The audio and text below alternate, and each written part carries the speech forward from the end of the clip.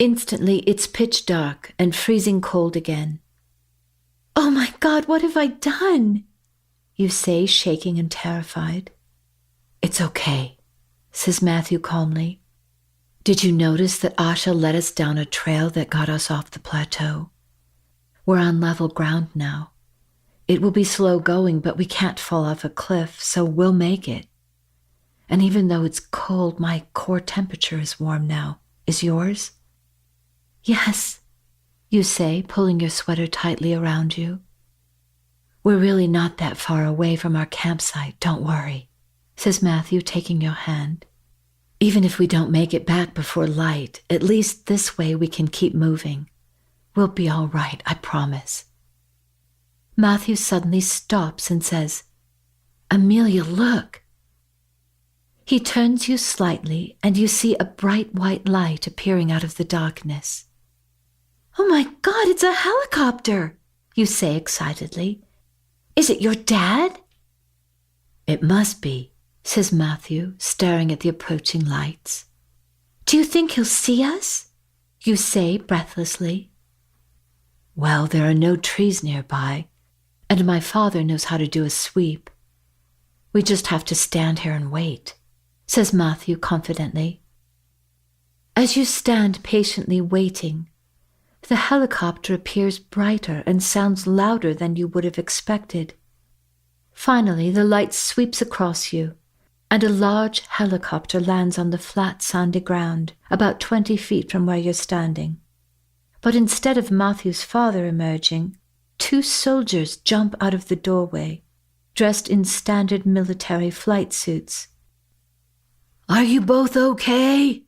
yells one soldier over the tumultuous sound of the chopper blades. You and Matthew both nod vigorously.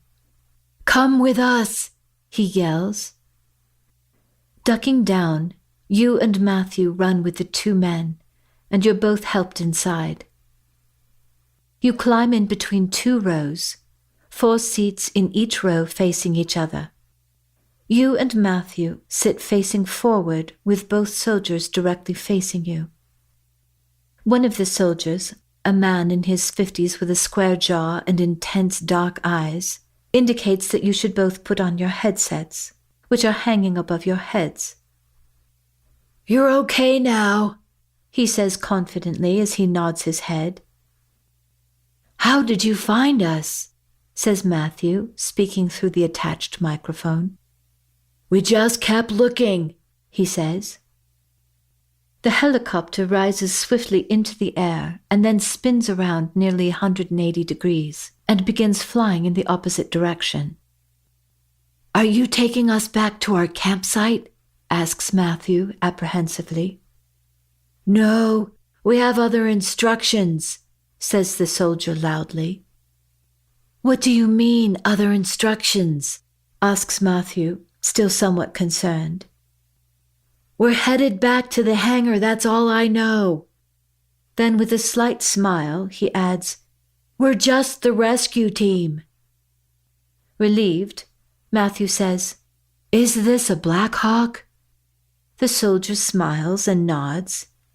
"Yep, it's a UH-60. You look at Matthew and he smiles at you. "I know a bit about helicopters," he says, shrugging. "I'd say so," you say, returning his smile. In silence you fly for half an hour or so, but you're really not sure about the time because there's nothing to see except the interior lights reflecting off of the windows. Finally, the helicopter drops straight down as if it's about to land, but instead it seems to be flying slightly above the ground. You still can't see anything, but you notice the sound seems to be echoing back to you, as if there are walls on either side of you. You want to ask Matthew if he knows what's going on, but you feel self-conscious knowing that the soldiers can hear you as well. A few minutes later, your questions are answered when you land. As you climb out, you see that you've flown directly through a massive man-made tunnel, and you're now in an underground hangar, surrounded by walls reaching up at least 50 feet high. "This way," says the dark-eyed soldier as he and a couple of others accompany you to an electric Humvee. You look anxiously at Matthew. "Where are you taking us?" says Matthew cautiously. "I don't know, kid. This is just a hangar," says the man. "You'll be taken to someone who will explain everything." He then holds the Humvee door open for you. Cautiously you climb in, look uncertainly over your shoulder as Matthew follows and sits next to you. A driver is waiting, along with 2 armed soldiers in the seat behind you. All are dressed in black jumpsuits and wearing headsets with microphones. The moment the door closes, there is a clicking sound as it locks automatically. You have an uncomfortable claustrophobic feeling, knowing you are now locked inside with no way out. The vehicle moves to the opposite end of the hangar and sits silently idling in front of a pair of thick, wide metal doors, spaced a few feet apart from each other. Hovering in front of the doors is a bright yellow hologram that seems almost like clear glass, displaying the word "Caution" in bold letters.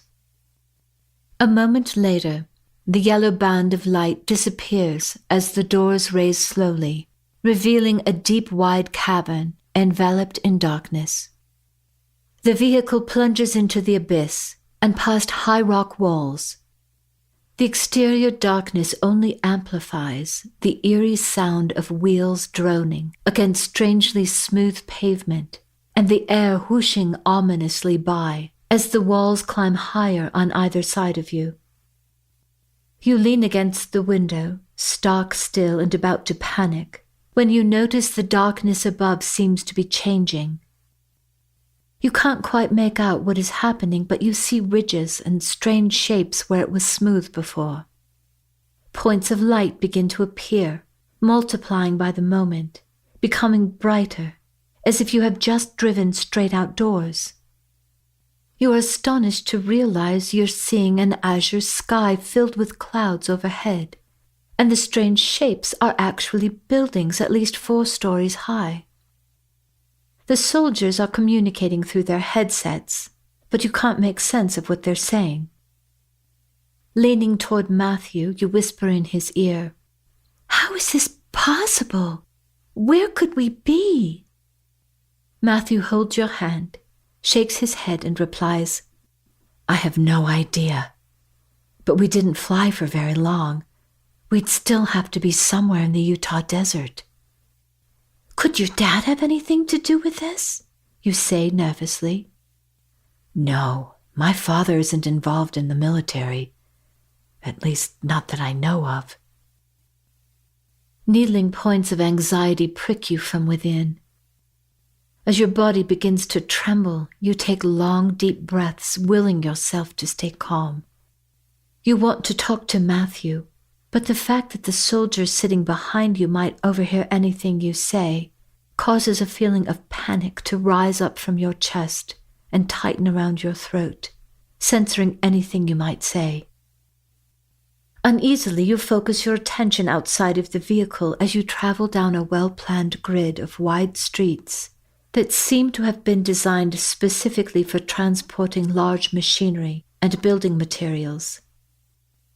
Suddenly, the drab gray buildings are bathed in what appears to be real sunlight, and you are stunned by the feeling of warm sunshine on your arm. As you drive, weaving in and out through a quiet whir of electric vehicles, you are both frightened and fascinated. Without knowing why, you try to commit as much as possible to memory, but soon everything is a jumble as you move past large interior spaces, unbelievable in their size and complexity, and on to the center of the city. You drive past a park where wildflowers dot the grass with little bursts of color. Overcoming your fear, you whisper to Matthew in astonishment, "Could this be a military base?" Speechless, he only shakes his head. Along the roadside, trees sway green and leafy, with birds singing and flitting about in their branches. Rustic-looking wooden footbridges span creeks and waterfalls. And then just as you decide there couldn't be anything more surprising than what you've already witnessed, you pass a wide opening where you see a theater towering 30 feet above a sports arena, as if the theater was some type of strange giant peering over the top of the stadium intent on watching a game. When you leave the city, everything seems like an endless system of tunnels and security panels that flash from red to green as you pass through computerized checkpoints, displaying security cameras. You can't fathom the size and scope of the facility, not to mention the fact that it was built in secret. You pass a freshly dug tunnel with a surface so smooth it appears to be glazed. Inside the tunnel, a boring machine moves at a snail's pace, like a huge, steel-encased worm. Next, you pass sealed tubes containing shuttles and passengers, and a sign that reads, "To Los Alamos, Connections, Area 51, Page, Arizona, Creed, Colorado, Carlsberg, New Mexico." "Did you see that?" you whisper as you glance over your shoulder to see if the soldiers are listening.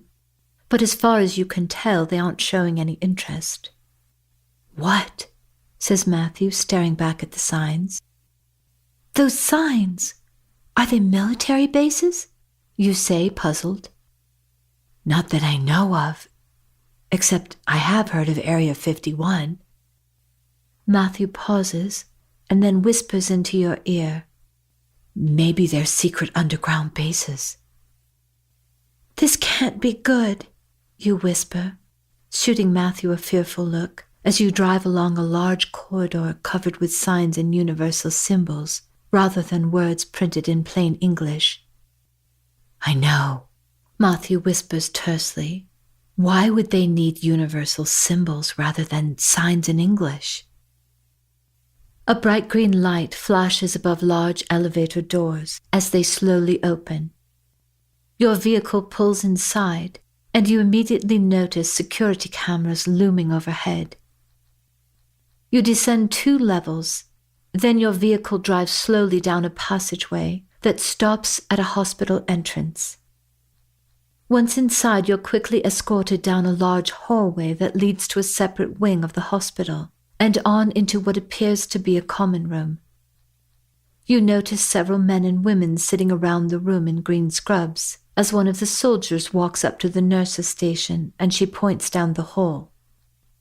"This way," he says dogmatically as he leads you to a conference room and opens the door. "Take a seat. Someone will be with you soon."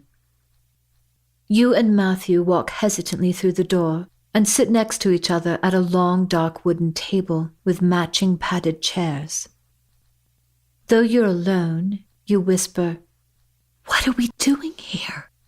This is obviously some kind of top-secret facility. Why would they bring us here?" Then grabbing Matthew's arm, you say, low and guarded, "I know this sounds like some kind of conspiracy theory, but what if they don't let us out?" Before Matthew can answer, a woman in her mid-30s with dark, short-cropped hair and hazel eyes enters the room. Unlike most people in the facility, she is wearing a business suit, a white shirt with a black jacket and pants rather than a military jumpsuit. "My name is Trevor Tulney," she says briskly as she sits down across from you. "I'm a civilian, but I do live and work here. I'm sorry I wasn't able to meet with you sooner to explain what's been happening and why you're here. Last night at 2200 hours, a synchronized series of terrorist attacks took place. The immediate damage has been caused by nuclear weapons detonated on the San Andreas fault line in the San Francisco Bay Area.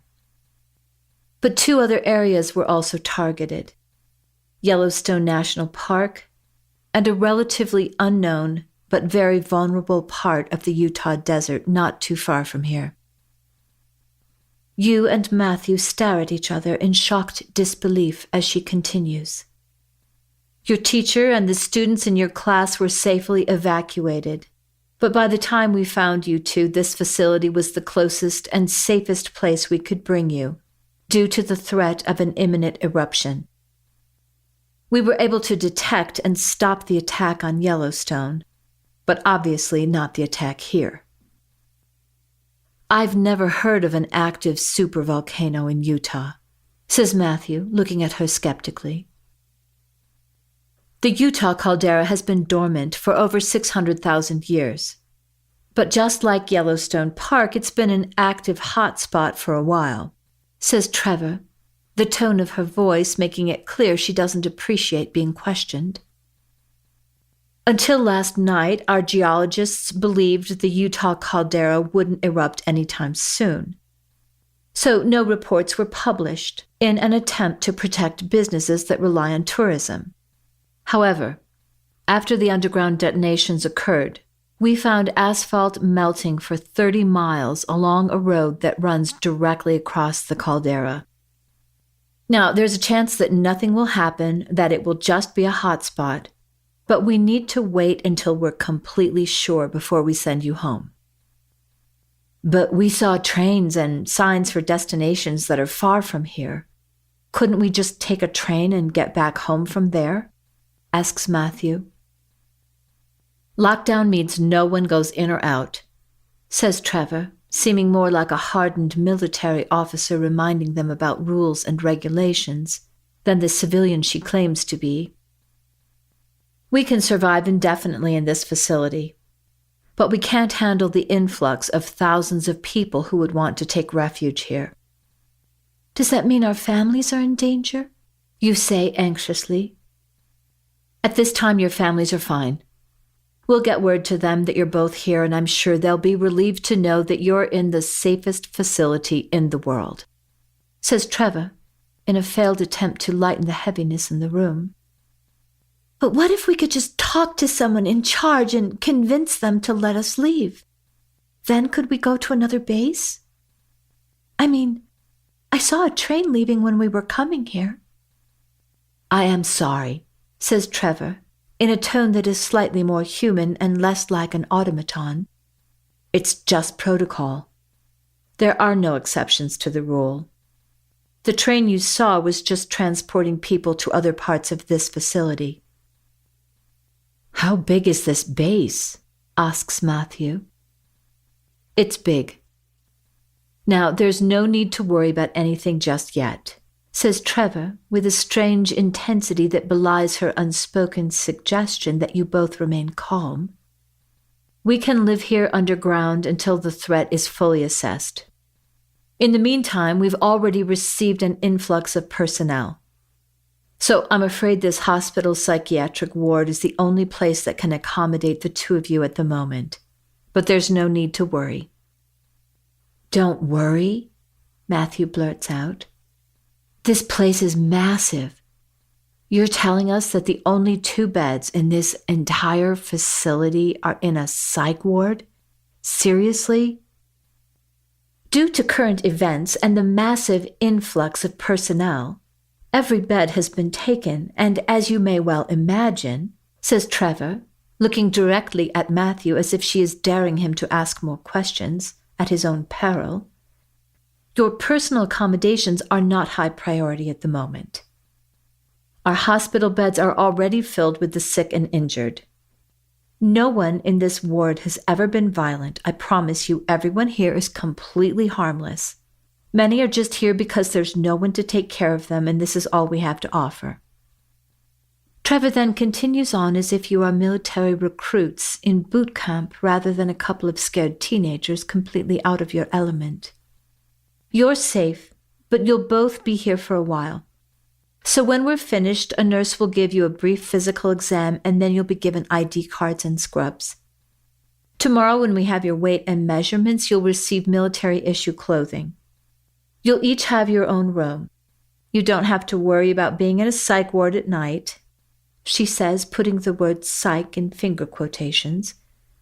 All doors are locked, and you have your own intercom and staff members who are always available in case of an emergency or if you need to go to the bathroom. Sleeping pills aren't required, but if you have trouble sleeping, you'll be given non-prescription pills. In the meantime, both of you are now part of this community, so you'll take aptitude tests. Then you'll either be placed into job training or you'll be given further testing as it becomes clear that you have a specialized talent or ability. Wait, says Matthew impatiently. You're telling us that our country is in the midst of a massive terrorist attack, and you want us to take aptitude tests? Are you kidding? Young man, says Trevor flatly, no one here is entitled enough to sit around watching events unfold on television. Everyone is trained, everyone has a job, and everyone works. And since neither of you showed up with a job application in hand, you are going to take aptitude tests so you can work. Now, have I been clear enough? You both nod.